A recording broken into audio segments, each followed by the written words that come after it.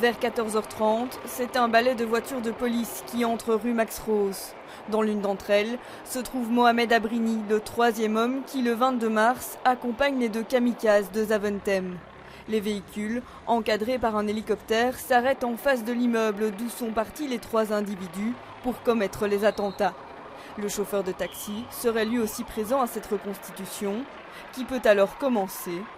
Pendant ce temps, les riverains, comme le jour des attentats, voient leur quartier à nouveau perturbé, mais peuvent cette fois rentrer chez eux sous certaines conditions.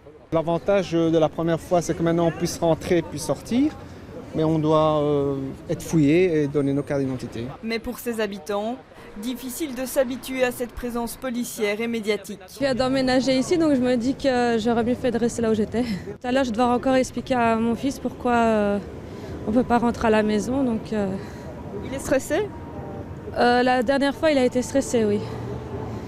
Et il ne comprenait pas et j'avais dû l'expliquer parce qu'il n'a que 4 ans. C'est toujours embêtant de toujours voir les mêmes figures. Lorsqu'on ouvre Internet, on voit toujours la même tête et qu'on en ressasse, que l'on ressasse. Et je pense que tous les Bruxellois commencent à en avoir un peu ras-le-bol. Vers 16h30, soit 2 heures plus tard, Mohamed Abrini quitte l'immeuble. A-t-il collaboré avec les enquêteurs ? Impossible de le savoir à cet instant. Ce soir à 22h, il devrait aussi être présent à une seconde reconstitution, à l'aéroport de Bruxelles cette fois.